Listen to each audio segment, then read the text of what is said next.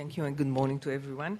I'll concentrate on Iran. I think the way Iran sees the developments in the Middle East is in a way a very good example to the fragile situation in the Middle East, to the changes that are occurring, and to the fact that we are in the midst of a process and we cannot evaluate how it will end, not from the geographic point of view, whether we'll see the same borders as we see today, whether we'll see the same countries, or shall we see, for instance, Libya, Sudan, Yemen, and perhaps other countries splitting into 2 or 3 entities. We are in the midst of that. And the way when it started, January, February, everything started in Tunisia and Egypt, one could see Iran quite happy about what's happening in the Middle East. First of all, the removal of Mubarak, which was the major opponent, contrasting the Iranian policy in the Middle East. He was against Syria, against Iran. And from the Iranian point of view, Mubarak, the ouster of Mubarak was a very good, a very positive development. Not to talk about Bahrain, all the developments in Bahrain. So the Iranians, you have to know, see Bahrain as a region in Iran. It's not an independent country. It should be a region in Iran. So from their point of view, the upheaval of the Shias was a very important development. It took 2 to 3 months, and when we are looking today on the situation in the Middle East, and when Iran is looking on the situation, the picture is quite more problematic.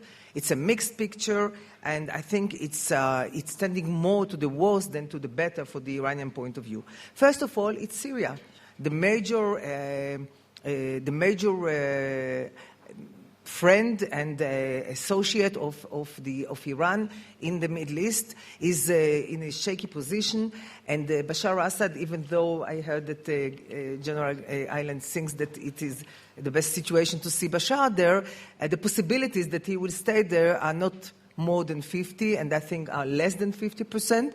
And from the Iranian point of view, that is part of the axis that Iran has built for the last years in the Middle East, and it's quite a major important element in the transition of arms and weapons and assistance from Iran to Hezbollah in Lebanon through Syria. Then the events in the Gulf. As I said, Bahrain seemed to be a very positive development, and the but is that Saudi Arabia, for the first time, decided to take upon itself responsibility and send its military forces to Bahrain. And there is one more development, which is from the Iranian point of view a very, very dangerous one, and that's the enlarging the GCC by joining Jordan and Morocco, which have good armies. And from the Iranian point of view, it means that Saudi do mean business, and they will not allow any Iranian subversion in these countries. And the third country, and a very important one, is Turkey.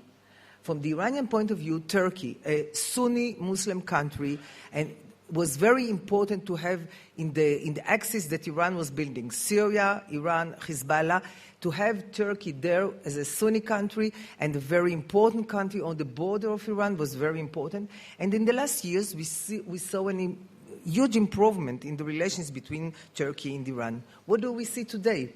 We see today Turkey opposing the regime of Bashar Assad in Syria. We are on the verge of a possibility that I don't know to say if it will happen, but it is a possibility that people are talking about of a entrance of Turkish military forces to the north of Syria in order to support the Kurdish and the other refugees that are running from the regime. And no doubt that the relations between Syria and Turkey will not go back to the good relations that were before. And, of course, it has its implications on the relations between Syria and Iran. So if I want to summarize this point, I would say that in the current interim stage, and it's in an interim stage, from the Iranian point of view, there is a potential for a break in the axis that it tried and succeeded in the last year to build with Turkey, Syria, and Hezbollah. And there is a growing split an open one, a public one between Iran and Persian Gulf countries. But at the same time, I want to say, beside these negative developments from the Iranian point of view, one has to remember that the last events in the last half year diverted the attention of the international community from the continuation of the Iranian nuclear project. Not only that Iran is continuing to advance, but they have already announced in the last couple of weeks that they are going to triple the enrichment to 20%. And people that understand in atomic bombs do tell me that 20% is more than 80% to reach a nuclear device. And has also announced that it's going to put it in a secret site that is already known in Qom, which is much more difficult to attack if somebody wants to.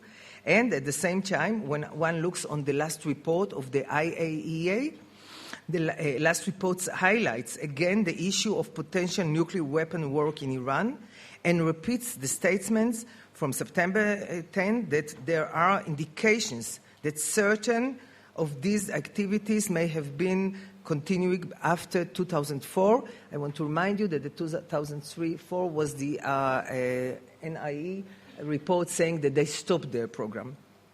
So, and there is no doubt that the dramatic changes in our region are bringing out new sets of interests between the different elements in the region, and that has a very direct and important implication on Israel. On one hand, the widening of the debate between the Gulf states headed by Saudi Arabia and Iran are strengthening the mutual interest of Israel and those countries to weaken Iran. Till the last year, we knew it only from WikiLeaks and in other channels, but it wasn't public. Today, it's much more public. And there is no doubt that the interest of preventing Iran getting a nuclear capability is a mutual interest of Israel and Saudi Arabia. And it's not only the nuclear issue today, it's also the subversion of Iran in the Gulf and the potential of its subversion once it gets to a nuclear capability. And the second and the new one is the mutual interest between Israel and Saudi Arabia, as I see it, as to the future of Syria. The day after Bashar Assad, there is an interest on both countries to prevent radical elements getting to the power in Damascus, and especially pro-Iranian elements. And from that point of view, there is a mutual interest of a Sunni moderate regime in Damascus that will separate itself from Iran and Hezbollah. And of course, the change in the interest of Turkey might also have its implications on Israel, on Turkey's interest vis-à-vis Israel. I think that in the very immediate phase, the fact that we see the IHH not being involved in the next flotilla is part of the change of the Turkish interest in our region, and. No doubt that there is a major interest on the side of Turkey to have good relations with the U.S. because it might be that they will have to get the approval of the international community to do things vis-à-vis Syria that they will need this kind of approval. So all this together brings a very first hint of a possibility for a change in the interest of Turkey also vis-à-vis Israel.